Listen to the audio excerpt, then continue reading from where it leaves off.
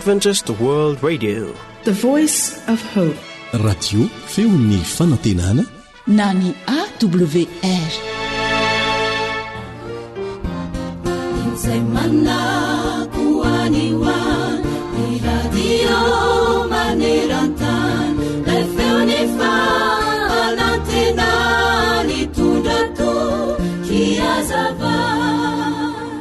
Tokony ho 100 taona mahery lasa zay dia nangatahana hitoriteny tao amin'ny fivorian-dehibe tany Londra ilay mpitoriteny malaza indrindra tamin'izany fotoana izany atao hoe Spurgeon. Io fivoriana io dia atao amin'ny trano ngezabe atao hoe Palais de Cristal. Tao amin'io trano io no fanaovana fivoriana rehetra malaza sy manetriketrika. Dia nanaiky izany tamin'ny mpifaliana i Spurgeon. Ny ray andro melohan'ny torin-teny dia lasa i Spurgeon nakao amin'ilay trano hivoriana mba hanao fanazarantena kely, na mety hoen'ny olona tsara ny feony na tsy. Rehefa tonga teo ambony lampy azo izy dia tonga tapoka tao an-tsainy ilay tenin'ny Paoly Apôstôly izay voasoratra ao amin'ny Timoty 1:1-5 manao hoe: mahatoky ka tokony kena amin'ny fankasitrahana rehetra izao teny izao. Tonga tetỳ ambonin'ny tany Kristy Jesosy hamonjy ny mpanota, ary amin'ireny izany lohany. Noteneny mafy arak'izay tratry ny feony izany tenin'Andriamanitra izany, ka no nihitany fa mety ho ren'ny olona tsara dia lasa nody tamin'ny mpifaliana izy. Tokony ho 20 taona taoriana izay dia tonga mpitandrina sy mpitoriteny mamy hoditra tao Londra ihany koa ny zandrin'ny Spurgeon. Indray andro dia nantsoin'ny olona mba hamangilahy antitra efa teo ambavahoana ny fahafatesana io mpitandrina zandrin'ny Spurgeon io. Rehefa tonga teo amin'ilay marary ny mpitandrina dia nanontany azy hoe: moa mahatoky ve ianao fa efa nahazo ny famonjen'i Kristy marina ka tsy matahotra na dia ho tonga anio aza ny fahafatesana? Tamin'izay indrindra dia hita ho mira ny ery ny endriky raha lehilahy, ka hoy izy hoe: efa very fa hita indray, efa nania fa tafaverina indray ao amin'i Jesosy. Afo be no anjarako, nefa tsy navelan'i Jesosy ho very fa nantsony handova ny fiainana mandrakizay. Indray andro mantsy ho ilay lahy antitra, raha mbola avarinana nanamboatra ny tafon'ny Palais de Cristal, satria izany ny raharahako dia nandre feo mafy tampokanana hoe: mahatoky ka tokony ekena amin'ny fankasitrahana rehetra izao teny izao. Tonga tetỳ ambonin'ny tany Kristy Jesosy hamonjy ny mpanota, ary amin'ireny izaho ny lohany. Taitra tampoka tamin'izay ka velo mieritreritra fatratra, satria nataoko fa Andriamanitra mihitsy no niteny tamiko. Ary izay feo izay no nitsatoka tato am-poko ka namily ny diko tsy hiazakazaka ho any amin'ny fahaverezana mandrakizay. Eny tokoa, tsy maintsy mahavokatra ny tenin'Andriamanitra arak'izay nampilazainy ao amin'ny Isaia 5:12 manao hoe: tsy hiverina amiko foana ny teniko raha tsy efa mahatanteraka izay sitrako. Ny mizara ny filazantsara no anjarantsika, fa Andriamanitra kosa no ampahavokatra izany. Miteny ny Baiboly hanisan'andro no fonaina, raisoao am-pofazamalaina fartomotrany andro izay.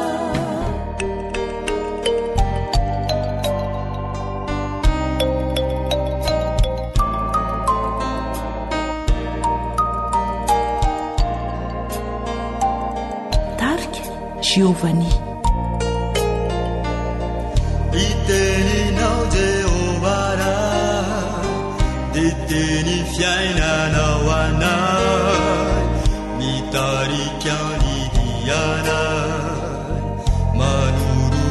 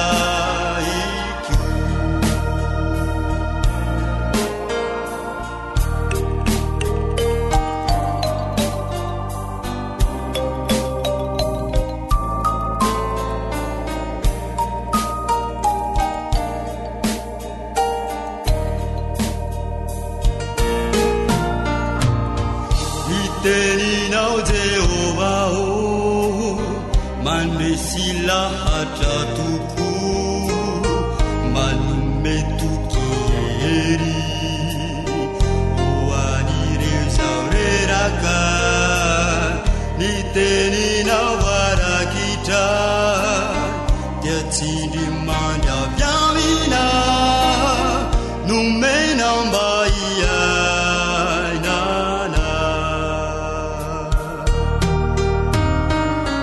ny teninao mahery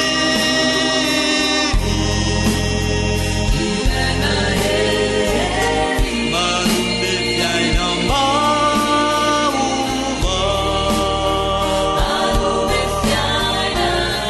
manova fosisanako oa varitra mandrakida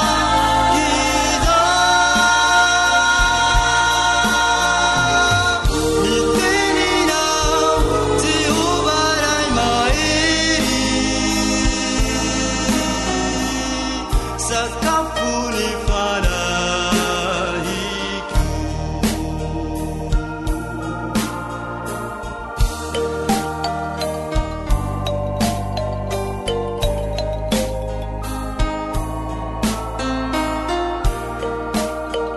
izay lay monja ny fanantenana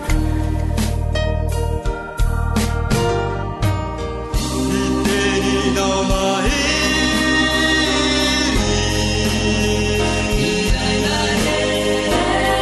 manome fiaina maova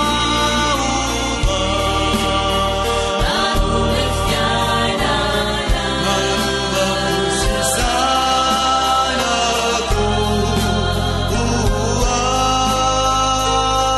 varitra mandrakida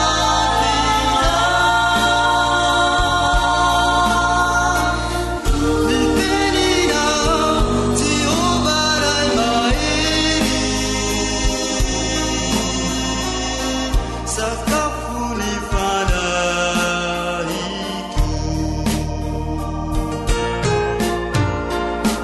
ny teninao Jehova ray mahery sakafo ny fanahiko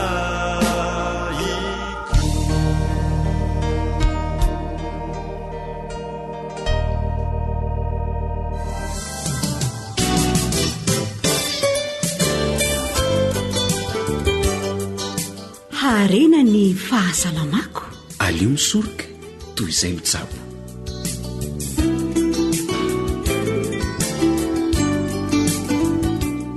miarahaba tompoko lahy mankasitraka tompoko vavy manasanao mpanajana anaraka ny torohevitra tsotra nefa mahasoa izay tsara ho fantatsika mahakasika ny fahasalamana resatresaka momba ny fahasalaman'ny vehivavy bevoka moa zany a no hoentina ho anao etiko dia meno finaritra ary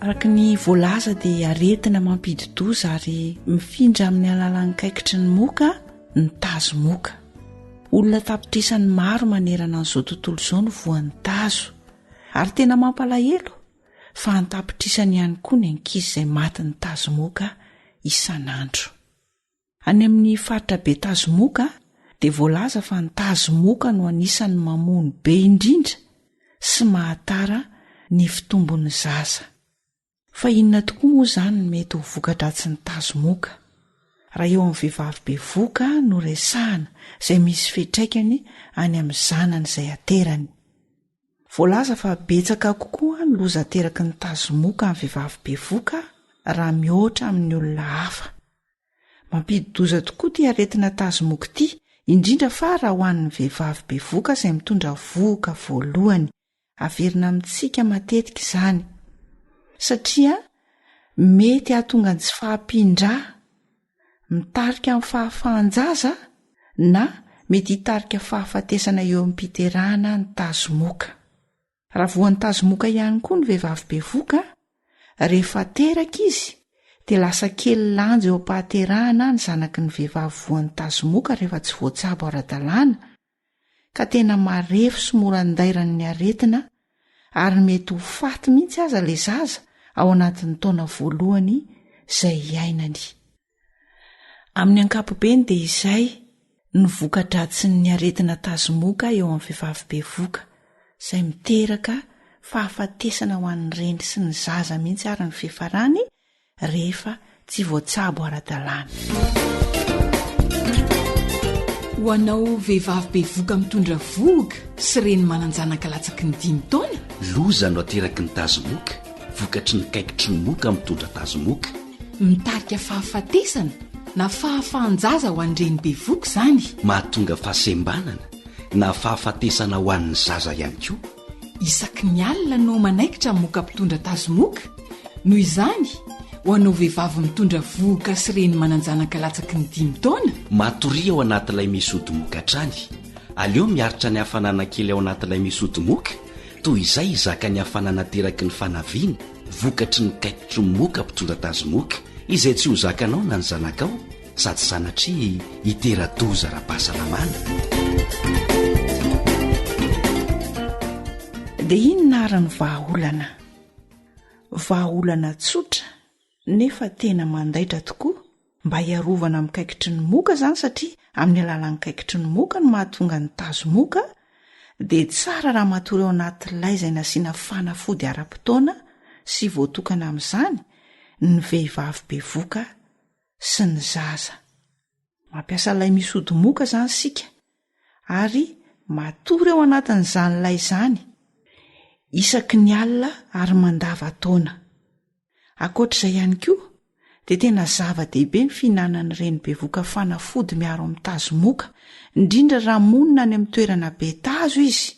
Kanefa taditio fa tsy ny fanafody tazo rehetra dia mety ho an'ny vehivavy bevoka, fa misy fanafody tazo izay tsy mety ho an'ny vehivavy bevoka, ka ny torohevitra tsara indrindra izany dia ny fanatonanao dokotera na ny mpiasan'ny fahasalamana mba hanome ilay fanafody izay fiarovana amin'ny tazomoka.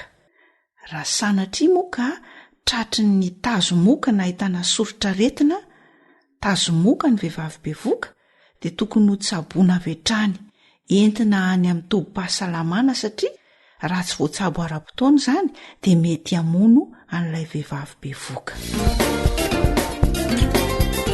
Ho anao vehivavy bevoka mitondra voga sy reny mananjanaka latsaky ny 5 taona, loza no ateraky ny tazomoka, vokatry ny kaikitry ny moka mitondra tazomoka.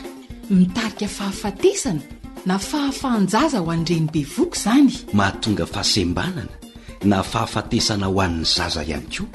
Isaky ny alina no manaikitra moka mpitondra tazomoka. Noho izany, ho anao vehivavy mitondra voga sy reny mananjanaka latsaky ny 5 taona, matoria ao anatin'ilay misy odimoka hatrany. Aleo miaritra ny hafanana kely ao anatin'ilay misy odimoka, toy izay izaka ny hafanana teraky ny fanaviana, vokatry ny kaikitry ny moka mpitondra tazomoka, izay tsy ho zakanao na ny zanakao, sady sanatria hitera-doza ra-pahasalamana. Torohevitra fanampiny ankoatr'ilay fanentanana izay norenesintsika teo, tsaroa fa manatody eny amin'ny toerana rehetra iandrona ny rano ny moka. Dobo, ny onaona, reny rano miandrona rehetra ireny na dia ao anatin'ny kapoaka eny an-tokotany eny aza misy rano, dia vonona mandrakariva ny moka anatody ao anatin'izy ireny, eny amin'ny tatatra, eny amin'ny lavaka, eny amin'ny bozaka sy ny lobolobo mandomando rehetra ireny, dia tena toerana tian'ny moka mihitsy ny manatody eny. Afaka manatody eny amoron-drano ihany koa izy, ao anatin'ny fitaovana fanangonana rano, any amin'ny siniben-drano, eny an-tanimbary eny. Reny rehetra ireny izany dia azon'ny moka anatodizana avokoa. Ka noho izany, azontsika atao izany ny misoroka ny fitombon'ny moka mba hiarovana ny fianakaviana amin'ny aretina tazomoka. Azontsika atao ny misoroka ny fitombon'ny moka amin'ny alalan'ny fanafoanana an'ireny lobolobo sy ny toerana izay mety anatodizany ireny. Izany hoe totofana na alefa esorina reny rano miandrona mety anatodizany moka ireny. Ankoatran'izay koa dia saromy tsara ny fitaovana fanangonan-drano sy ny siniben-drano satria ao anatin'ireny dia toerana tiany moka anatodizana hoy isika dia esory ny lobolobo manodidina ny trano mba tsy hahatamana ny moka. Izany rehetra izany dia fihetsika tsotra nefa azon'ny fianakaviana tsirairay tanterahana mba hisorohana ny aretina tazomoka. Andraikitra ny fiarahamonina, andraikitra ao andraikitra tsika rehetra ny misoroka ny tazomoka, afaka mifammetanana ny rehetra manadio reny toerana izay hita hoe lobolobo sy fanatodizan'ny moka reny.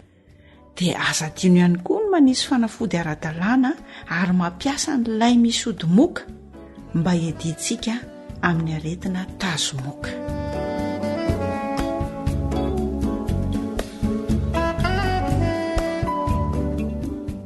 Raha ary ny torohevitra dia mirary soa sy fahasalamana ho anao sy ny ankonanao. Namanao fanjaniaina samma nanolotra ny fandaharana ara-pahasalamana ho anao teto androany.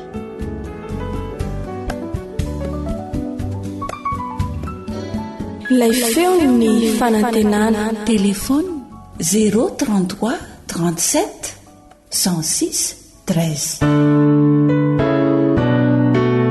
Tarika antsa ny fahamarinana. Izao ilay mpanotana sy toko no nidinanao hatrety. Eny izao lay tsy manahalala fidy no namoizanao ny ainao. Inona Jesosy no azoko atao eo anatrehan'ny fitiavanao. Tsisy afa-tsy tevomany azy fikovanao mba honenana. Izay ilay onjany fanantenana. Ilaozanao milanitra tena soa mba tsy hisy overizahay. Enirinao mba oroavozy avoko na vonao ny lampairay. Inona Jesosy no azoko atao eo anatrehan'ny fitiavanao. Tsisy afa-tsy tevomany azy fikovanao mba olapana.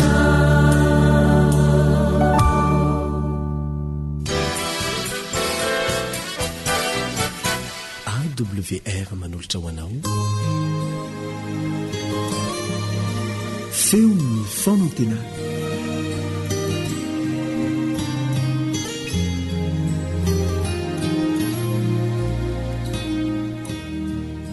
faly miarabanao indray ny namanao nle bovonjerinay vo amin'ity androany ity ary mirary soa mandrakariva ho anao izay manaraka izao fandeharana izao.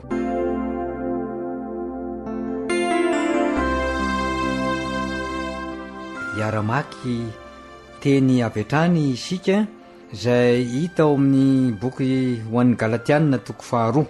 Galatiana toko faharoa ary ny andininy fa 20. Izao vaky ny teny amin'ny anaran'i Jesosy. Voaombo miaraka amin'i Kristy amin'ny hazo fijaliana aho, ary tsy izaho tsony no velona fa Kristy no velona atao anatiko. Fa izay velomako ankehitriny eo amin'ny nofo dia velomako amin'ny finoana ny zanak'Andriamanitra izay efa tia ahy ka nanotra ny tenany hamonjy ahy. Raha vakiny izany teny izany ry Peny Malala dia somary sarotsarotra ihany ny mandray azy. Inona moa ny hoe voaombo miaraka amin'i Kristy amin'ny hazo fijaliana aho, ary tsy izaho intsony no velona fa Kristy no velona ato anatiko. Raha vakiny izany dia toa misy zavatra mifanohitra ihany eto hoe ahoana moa olona efa voaombo ve dia mbola velona indray. Marina fa sary zay sarotra raisiny io kanefa rehefa tena alalintsika kely ijerentsika voaboasatsika dia manana hevitra ara-panahy zay tokony iainany kristianina tsirairay avy. Ina tokoa moa maha-kristianina atsika raha toka tsy ino isika fa Kristy de efa tonga teto am'ty zao tontolo zao ty mba ho fanavotana atsika, fanavotana asy ianao ho afaka ao anatin'ny ziogany fahotana. Ary izany indrindra no mahatonga ny fanantenana sy ny finoana mitoetra ato anatintsika, indrindra eo amin'ny fiandrasana ny fivereneny amin'ny raomilanitra. Fa tsy maintsy mandalo amin'izany isika ho amin'ny fialana amin'ny fahotana. Ary zany ny tian'ny apôstôly Paoly holazaina fa tsy maintsy omboana. Raha nomboana Kristy noho ny amin'ny ota nahazo ahy sy nahazo anao, noho ny amin'ny ota zay nivelomako sy nivelomanao, dia Kristy no misolo atsika teo amin'ny hazo fijaliana. Nomboana izy mba ahafaty izany ota izany. De raha manaraka ny Kristy isika de tsisy hafa amin'ny olona anankiray zay niaraka teo aminy teo amin'ny hazo fijaliana ka niara-nomboana taminy mba ho afaka ny fahotany. Izany no endrika zay aseho.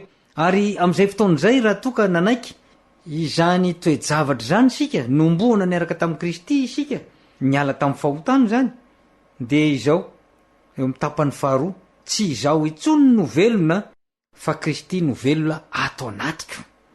Ilay Kristy izay nisolo atsika eo amin'ny hazo fijaliana dia neketsika ho mpamonjy atsika. Ary ny dikan'izany hoe ekeno mpamonjy zany de raisiny zany, raisina ao anatin'ny fo sy ny saina manontolo, ekena ao anaty ao ary inona ao anaty ao.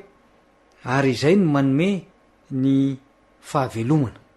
De ny fahaveloman'ny anarana hoe maha-kristianina no voalohany, ary faharoa de ny fahaveloman'ny Kristy mihitsy ato anatytsika ato.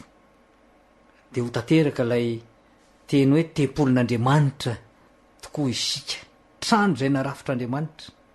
Ary zany trano zany dia trano zay tsara orina, satria voaorina teo ambonin'ny vato lampy, vato zay niraisin'Andriamanitra mba ho fototra tsara eo amin'ny fanorenana ny tranony. Azotsika vakiny zany eo amin'ny Matitiko 4:7-20. Ary izany indrindra no mahatonga ny tenin'ny Kristy hoe tsy maintsy mbola hitrangy zany aloha zany toe-javatra zany, de ny fanorenana fanovanatsika ho tonga toeran'ny Kristy, fanovanatsika ho tena tempolo zay misy an'ny Kristy aloha ny verenany amin'ny rano lanitra. Satria raha sanatria tsy zay dia anisan'ilay antsoina hoe tsy parifary fa tsy vary isika, ka ny antsy fijinjana no ijinja ary mendrika ho any amin'ny sompotra zay andorana ny tsy parifary. Fa raha tokoka Kristy no velona ato anatitsika, de zao ho zanaky Kristy, ho zandrin'ny Kristy, ho mpanompon'ny Kristy ary ho mpandovan'ny Kristy isika. Izany no anatranatra zay omeny atsika amin'ity androany ity, zay tokony ho raisitsika ao anatin'ny fotsika lalalao.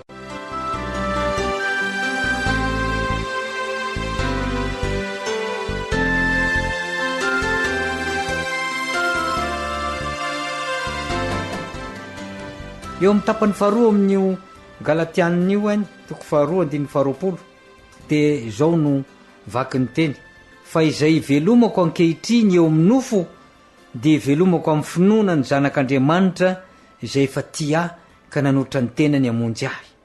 Aoka tsy ho disevitra ianao ka hoe ny velomanao ankehitriny ve zava-dratsy, tsy mifanaraka amin'ny sitrapon'Andriamanitra, tsy mifanaraka amin'ny toe-panaraka an'Andriamanitra. De zany ve ny voalaza eto? Tsiry mpiainy malala. Fa ny voalaza eto zay velomanao ankehitriny de rehefa velona ao anatinao Kristy, miaina amin'ny fiainana maha-kristianina ianao, de izany fivelomanao ny maha-kristianina anao zany, zay ivelomanao ao amin'ny nofo, de ivelomanao amin'ny finoana ny zanak'Andriamanitra. Nahoana moa no hoe ivelomanao amin'ny nofo?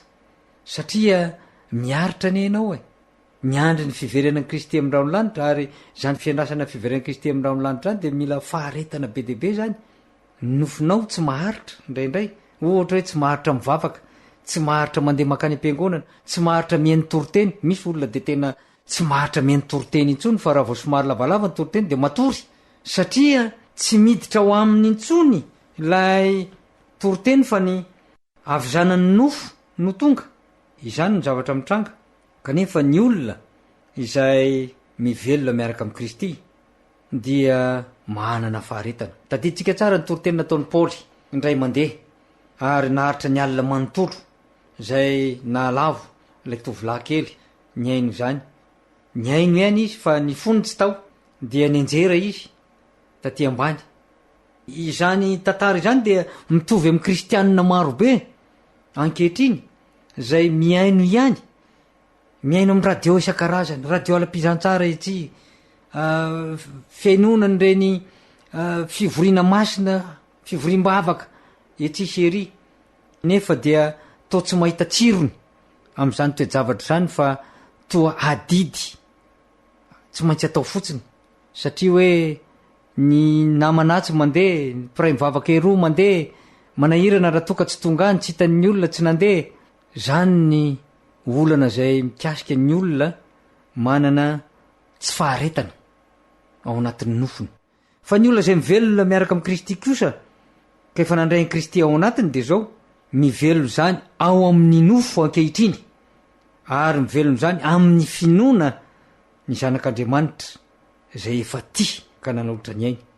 Rahatsapanao tokoa fa tonga ange Jesosy nanalotra ny ainy ho anao ary rahatsapanao tokoa fa tsy maintsy verina Jesosy andray anao araka ny teniny hoe andeha amboatra fitoerana ho anareo ka zay itoerako no itoeranareo koa raha manan'izany teny fikasana tsara zany ao anatintsika isika de mora amintsika mivelona amin'i Kristy ary mora ho an'ny nofontsika ty tempoly vatantsika ity no miorina eo ambonin'ny vatolampy de lay vatolampy mandrakizay de lay fitiavan'i Kristy de lay Kristy mihitsy zay namonjy ary Kristy zay miazona atsika ho amin'ny fiainana mandrakizay raha iverina amin'ny ramolanitra izy.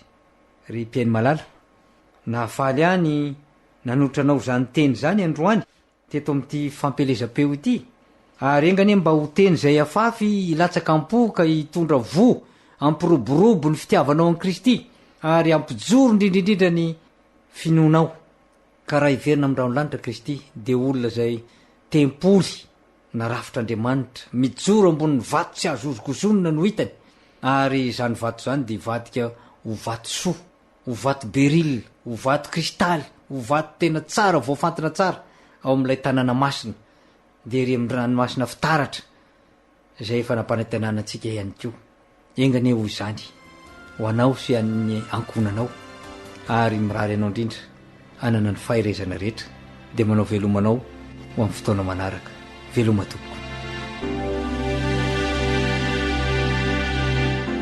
awr malagasy @gmail.com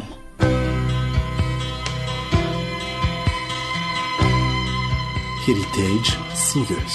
Well, I want to be remembered as the girl who sang her songs for Jesus Christ, who was willing to lay down her life and do His will no matter what the price. Well, I'm singing for the deaf man who can hear about salvation through my song, and I'm singing for the blind man who can see the light in me and come along. Live for Jesus.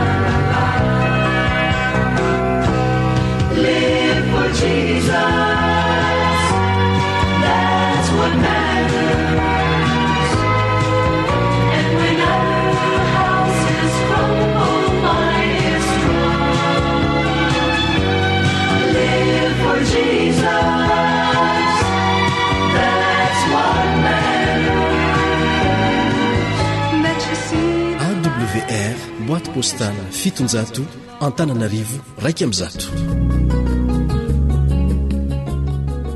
mahazo faendrena mahazo fahalalana fianarana sy fanabazana androtany ty tanindrazana fahaizana sy fahendrena olovany ty firenena darena zara tsy mahahitra fa tsara manoatsy ary lavitra ny fianarana re azatsanina fa manomanana olombanina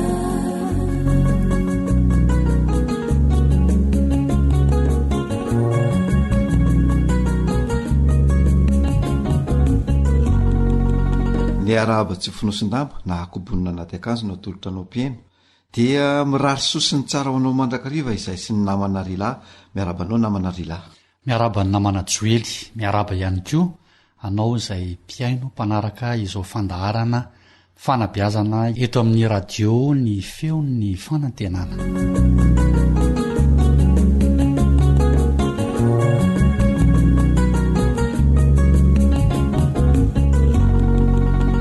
fanao tsika eto amin'ny fandaharana namana joely lantormisa ny manao jeritodika ny resaka izay natao tany aloha ka tsara raha iverenana kely zany izay tsinona fa mikasika ny ray aman-dreny mifanakalo hevitra ity karazana ray aman-dreny ity raha ataondray mijery dia ilay karazana ray aman-dreny hafa mihitsy satria ray aman-dreny tsy manapa-kevitra samirery fa manome sehatra ny zanany ray aman-dreny manome fotoana ny zanany mba hifampiresahana ilay ray aman-dreny mametraka fifampitokisana amin'ny hafa ilay ray aman-dreny miara-milalao amin'ny zanany amin'ny ankapobeny dia ray aman-dreny maneho fitiavana feno ny zanany ity ray aman-dreny ity ray aman-dreny miaino ny hafa mankasitraka mankahery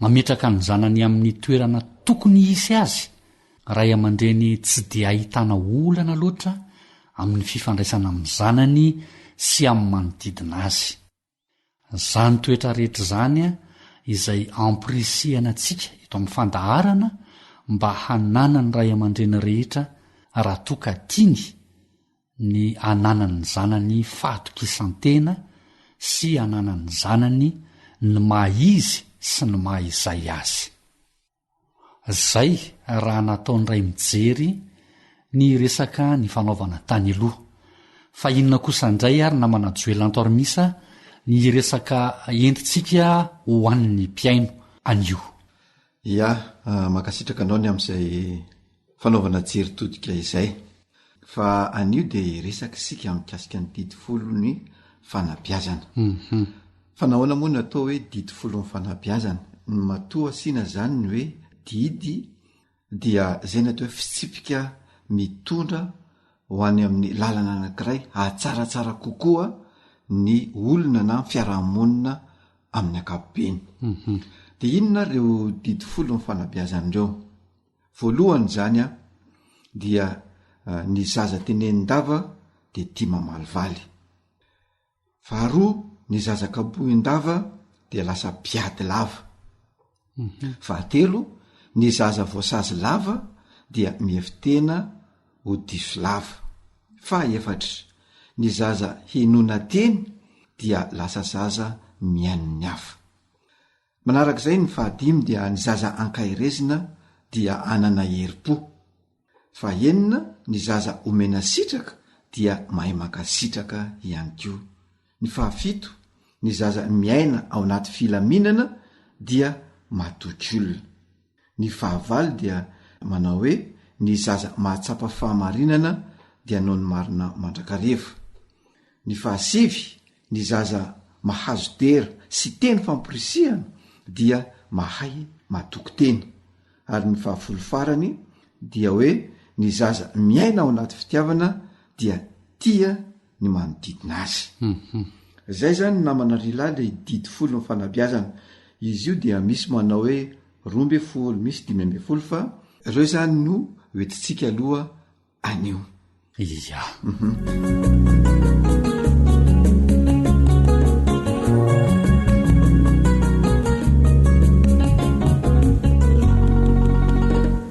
ary a hojerentsika tsirairay reo didy folo fanabeazany ireo nojerentsika amin'izany voalohany de hoe ny zaza tenendava de tia mamaly valy. Inona ny dikan'izany?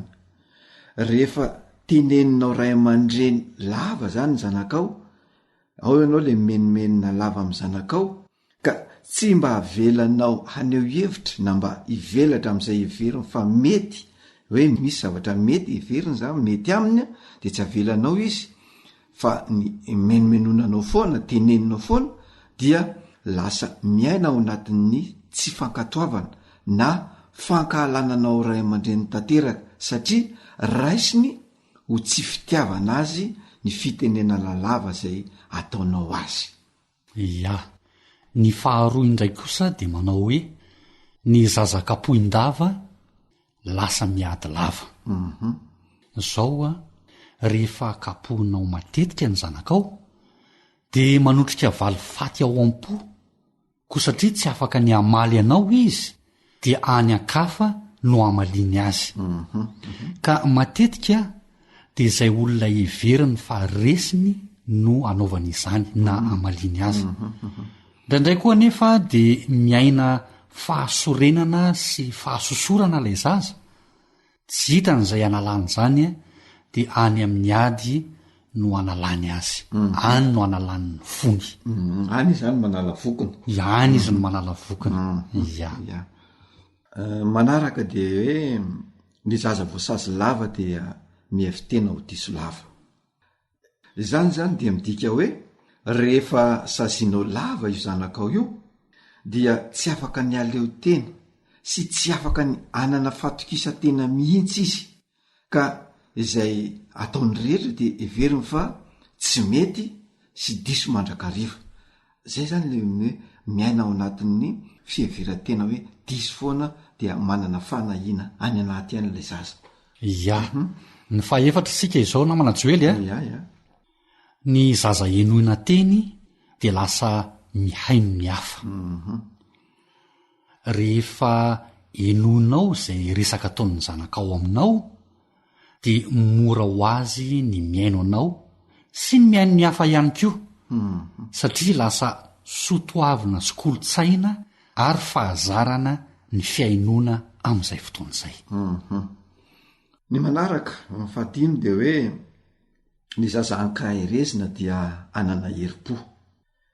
Zany de midika hoe ny fankaherezina ataonao ny zanakao de mamelona ao anatiny ny fahatokisa-tena sy herim-po, ka na manoloana zavatsarotra azy izy dia ananany zany ny herim-po rehetra andresena zany zavatsarotra izany, zany hoe lavitra ny akoviana zany ny zaza ankaherezina ka anilo anatiny ao zay herim-poa isedra ny sarotra izay.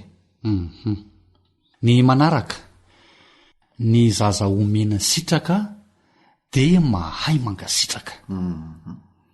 Ny fankasitrahana omenao ny zanakao zany de lasa zaro fiainany zany fankasitrahany zany, ka homora ho azy ny mankasitraka ny olona rehefa misy olona manao soa azy, satria filana ao anatin'ny olona ny fankasitrahana.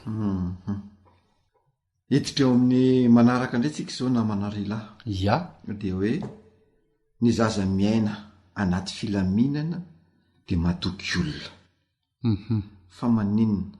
Satria ny filaminana izay ananany zaza zany dia mitarika azy aneo izany filaminana zany ety ivelany. Zany hoe ny filaminana anaty zany izay ananan'ilay zaza de mitarika azy haneo izany filaminana izany ety ivelany. Fa raha ohatra fikorotanana anaty zany ny iainany ao tokantrano dia lasa mikorotana koa izy ety ivelany, ka amin'izay fotoan'izay tsy anana fatokisana an'izan'izy izy, fa rehefa manana an'izay hoe filaminana anaty zay izy de amin'ny alalan'izay no ananany fitokisana olona ihany koa, zany hoe tsy anahy mihitsy izy zay olona miresaka aminy. Ia. Ny manaraka de lay hoe ny zaza mahatsapa fahamarinana dia hanao no marina mandrakariva. Ny fanazarana ny zaza hanao no marina ka atsapany fa manao no marina ianao ray aman-dreniny dia ahatonga azy haneo fahamarinana eo amin'ny fiainany satria efa iainany any anatiny ihany ilay marina izay nananzaranao ray aman-dreniny azy. Izany hoe raha azoko tsara zany namana rilady hoe ya tsy manana zo anao ny tsy fahamarinana mihitsy ianao ray aman-dreny. Zay indrindra Satria zay ny tahafy ny zanakao, zay ny ainany zanakao. Ka fahadisoana manko indraindray namana rilady izao veritsika ray aman-dreny hoe marintsika raha miteny hoe misy mitady eo ivelany eo de hoe laza hoe tsy ao izy.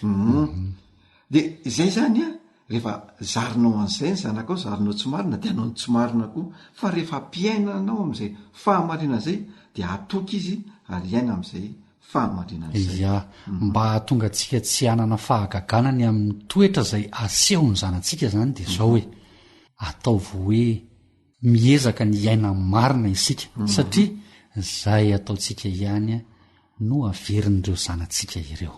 Satria ianao ray aman-dreny no modely aminy. Ya manaraka de hoe ny zaza mahazo dera sy teny famporisihana de mahay madoky tena. Izy io namana rila de zao filana ny anatin'ny olona mihitsy ny fahazona an'izany hoe dera sy teny famporisihana izany. Ka rehefa azony zaza avy amin'ny alalan'ny ray aman-dreny io dera sy famporisihana io fa tsy fanabatiana na fanampimpona na fanomezantsiny no azo na omeny ray aman-dreny an'ilay zaza dia iasany anatiny ihany izany dera sy famporisihana zany. De am'izay fotoan'izay iny dera sy laza iny famporisihana iny no mitarika fatokisantena ho an'ilay zaza. Iny fatokisantena iny a de manefy ny maizy sy ny mahaizay an'ilay zaza izay mitarika azy anana ny atao hoe rafitsaina sy mitondra azy ho any amin'ny hoe ilainy ny fiarahamonina satria lasa olombanina izy anyorinany. Ya eo ihany koa namana joelantormisa ilay hoe ny zaza miaina ao anaty fitiavana de tiany manodidina azy. Filana anatin'ny olona iray zany hoe tiavina sy anehoana fitiavana zany.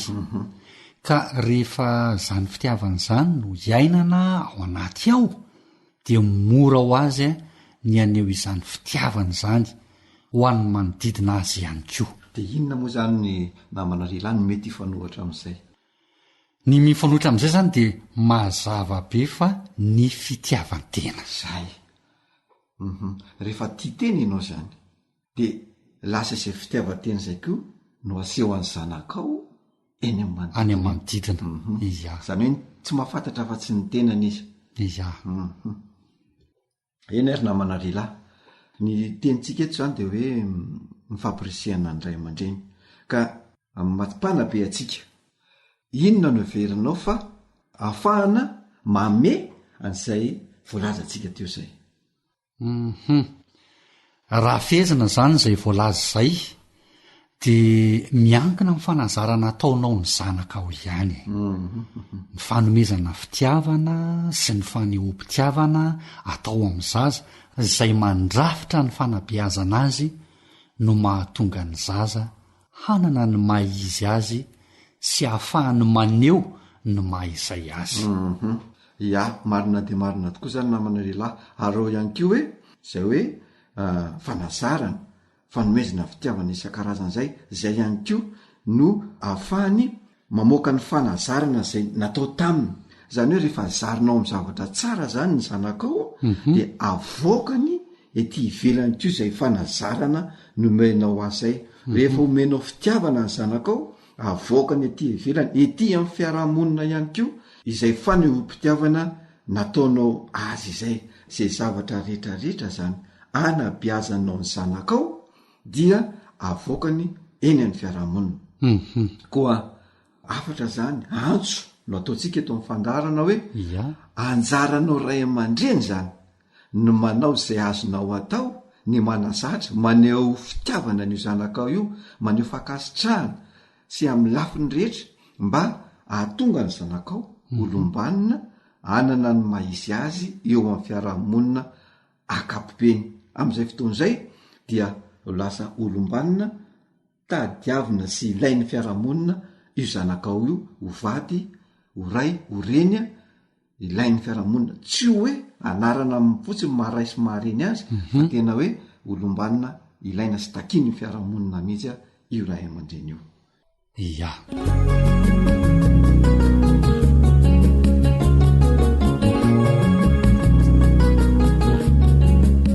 Ankasitrahany ianao mpiaino nanjoina anaraka ny fandarana fanabeazana teto amin'ny radiony feon'ny fanantenana. Iaraka eto indray tsika amin'ny fotoana manaraka raha sitrapon'Andriamanitra mametraka amin'ny mandrapitafa tompoko lahy sy tompoko vavy. Veloma tompoko. Ny fianarana ray azajanona fa manomana na olombanina.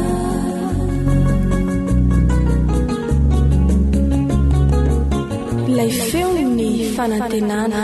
Téléphone 034 06 797 62.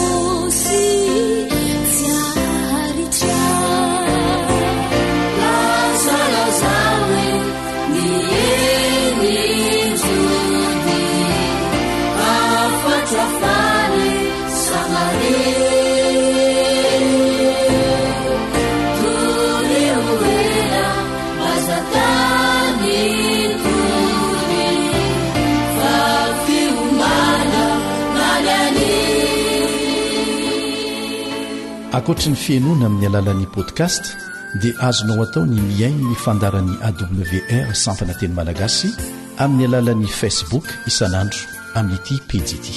AWR feon'ny fanantenana.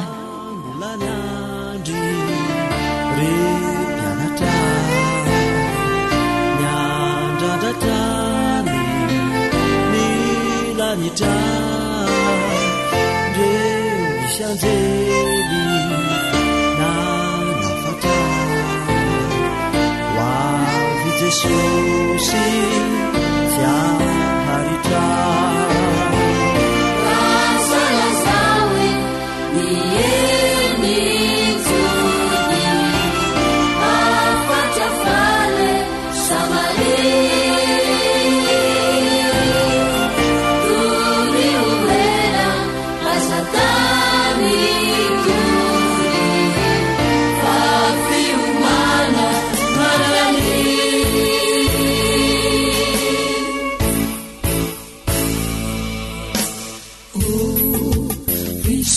Pirila itilakaniti sasamyandrene kakiza we banakaizalezay ireo zanako ireo mbola tsinody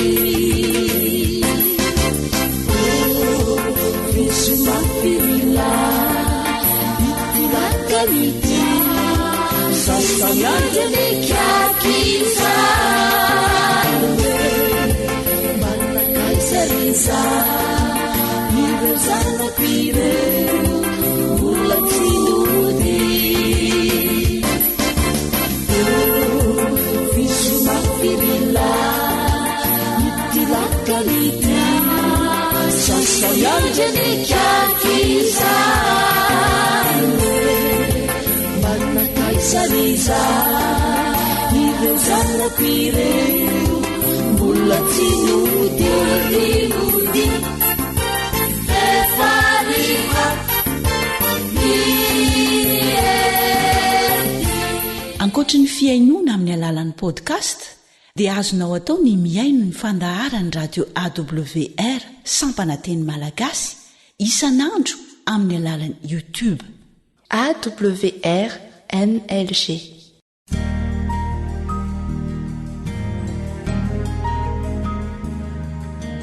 Faniteninao no fahamarinana.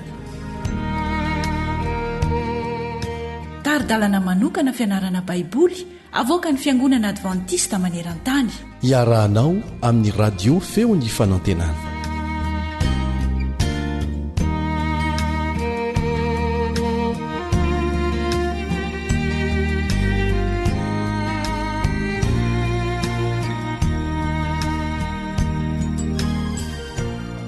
miaraba sady manasanao anaraka ny fiarantsika mianatra hatramin'ny farany namanao kaleba andretsikivy mitoetrany ny fandalianantsika ny bokin'ny Isaia antso ho an'izao tontolo izao izany ny lohateny ianarantsika anio.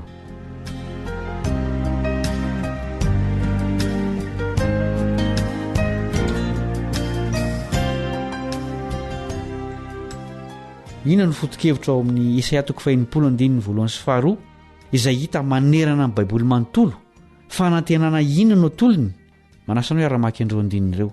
Isaia 49:1 mitsangana ny hazavà fa tonga ny fahazavanao ary ny voninahitry Jehova efa miposaka aminao fa indro ny aizina manarona ny tany ary ny aizipito manarona ny firenena fa aminao kosa no iposahan'i Jehova ary aminao no isehon'ny voninahiny. Mamariparitra ny fanafahan'Andriamanitra ny olony aorian'ny fahababoana reo andininy roa reo izay aseho amin'ny sary anohatra ahitana an'Andriamanitra mamorona fahazavana avy ao anatin'ny aizina ka androny sahady ny fahatanterahan'ny famonjeny faratampony amin'ny alalan'ny Kristy. Fahazavana no aton'ireo firenena sy mpanjaka ao amin'ny 7. Andeovaka itsika eo andininy io. Isaia 49:1 ary ny firenena manatona ny fahazavanao ary ny mpanjaka makeo amin'ny famirapiratany fiposahanao. Amin'ny dikateny fototra io olona io dia tokana sady vehivavy tsy maintsy ho iziona io voalazy io izay nomena endrika vehivavy voaresaka any amin'ny faraparan'ny toko teo aloha. Isaia 7:20 koa ny olona rehetra eto ambonin'ny tany izay rakotraizina dia ankany ziona ho voasitony fahazavan'ny voninahitr'Andriamanitra izay miposaka eo amin'ny ziona izy ireo. Mario fa na dia Jerosalema ihany aza no atao hoe ziona dia olona teny ifantohan-dresaka eto fa tsy dia toerana na ny faritry ny tanàna loatra. Ny Isaia 49 rehetra dia famaboasana ilay lohahevitra nampidiriny 9 ka hatramin'ny 7 izay nivakitsika teo. Voasarika eo amin'ny Jerosalema izay voataha manokana noho ny fanatrehan'Andriamanitra be voninahitra ny olona rehetra eran'izao tontolo izao. Manao hono io faminaniana io raha mitaha amin'ilay teny fikasan'ny fanekena natao tamin'ny Abrahama ao amin'ny Genesis 12:2-7. Manasanao iara-maky andreo andinireo. Genesis 12:2-7. Dia ahatonga anao firenena lehibe aho sady hita ianao sy ahalehibe ny anaranao ary fitahiana tokoa ianao ary hita izay manisy soanao a fa hanozina izay manozina anao ary aminao no hitahiana ny firenena rehetra ambonin'ny tany. Izao tontolo izao no nikendren'Andriamanitra raha ny fidan'i Abrahama sy ny taranany izy ho voatahy avokoa ny fianakaviana rehetra eto ambonin'ny tany amin'ny alalan'i Abrahama. Ny fanekena nataon'Andriamanitra tamin'ny Abrahama ary zany dia natao indrindra ho fanekena amin'ny taranak'olombelona rehetra amin'ny alalan'i Abrahama. Izy sy ny tarana no nataon'Andriamanitra fantsona ho fanambarana ny hafany amin'izao tontolo izao. Nikatsaka izay amerenana ny olony ho amin'ilay iraka fahy izay mahafoaka izao tontolo izao Isaia. Amin'ny mahasolo-tenan'Andriamanitra marina ny vahoaka Israely dia tsy tompona andraikitra ny amin'ny tenany fotsiny izy fa ny amin'izao tontolo izao koa. Natao andray tsara ireo vahiny avy any amin'ny firenen-kafa izay mikatsaka an'Andriamanitra izy ireo satria ny tempolony hoy ny Isaia 49:7-9 dia atao hoe trano fivavahana ho an'ny firenena rehetra. Mampalahelo fa milavy ny tena taranak'i Abrahama ny andraikiny anazavan'izao tontolo izao. Nilavin'izy ireo ilay fahazavan'izao tontolo izao dia Jesosy. Nanangana Israely ara-panahy vaovao Andriamanitra mba hitondra zany fahazavana zany maneran-tany vahoaka avy amin'ny firenena rehetra zany olo-masina mitandrina ny fanekena amin'Andriamanitra dia ny fitandremana ny didiny sy ny finoanan'i Jesosy. Apokalipsy 4:12. Namaly ny anson'Andriamanitra hitondra ny fahazavana filazantsara maneran-tany ireo olona ireo ary izany no antom-pisiny. Miantefa aminao koa zany antso zany ary inona fa anaiky ny hoiraka Jesosy koa ianao. Izay no fotoana ny arantsika androany.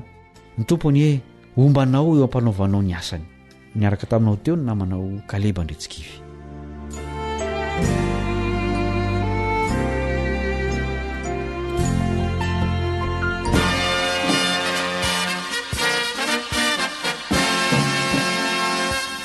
Adventist World Radio, The Voice of Hope. Radio Femin'ny Fanantenana. Ny farana treto, ny fanarahanao ny fandaharan'ny radio feo fanantenana na ny AWR amin'ny teny malagasy.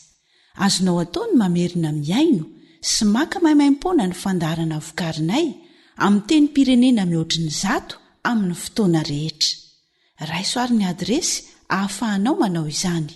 www.awr.org na www.feofanantenana.org.